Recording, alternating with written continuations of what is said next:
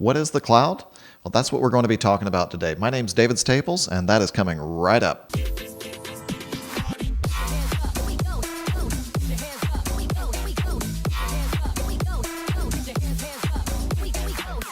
So I've been teaching a lot of cloud classes over these last few years, and I know it's been a little bit since I've published a YouTube video, so I've been a little bit busy. But now that the training industry's kind of slowed down a little bit, and my wife's chiropractic practice has kind of started to build up, I've been helping her build that out these past few months.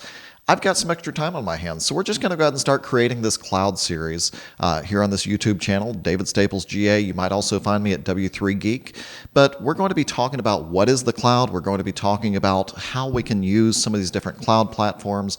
I'll probably focus on AWS or Amazon Web Services the most, just because that's the one that I personally use the most. But I will get into some Azure. We'll get into some Google Cloud Platform. We'll talk about some, kind of contrasting and comparing some of those different features and how things work on the different platforms.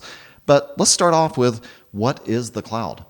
So a lot of times when I ask this question, and really more of my foundational type courses, or even on into kind of those mid-level courses, because a lot of times people are starting with the mid-level course instead of going through the foundational topics.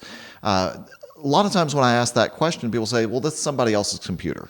And that is very true. The cloud is somebody else's computer, but we need to think about that in a little bit broader terms, because it's really not just somebody else's computer, right? When Amazon Web Services goes out and builds a data center, what all is involved in running a data center?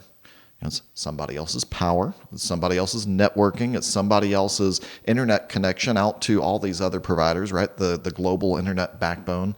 So the cloud is really much more so than just somebody else's computer. It's somebody else's storage. It's somebody else's, whatever other types of services. So we really need to think of the cloud as somebody else's data center, that we don't necessarily have to go out and build our own data center to be able to provide these certain types of services, whether it is a virtual machine or whether it's certain types of storage that we need or a certain type of database. So that's really kind of how we start to look at what the cloud is.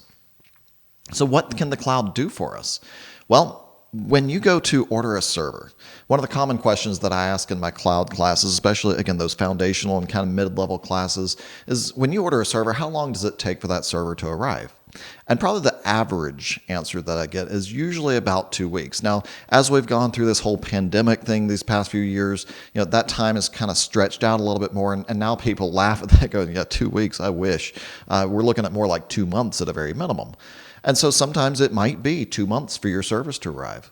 I've even had some people say, though, that it takes 6, 9 months, even up to a year for new servers to arrive. Now, I don't know about you, but if I order some servers and it takes a year for those to arrive, I probably don't even remember what those servers were to be used for. I'm going to have to go look at my project list and go, okay, anyone remember what we ordered these servers for? Because I have no idea.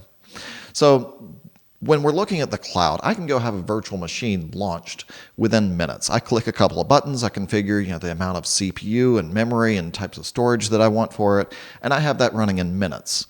Not days, not weeks, not months, not a year plus.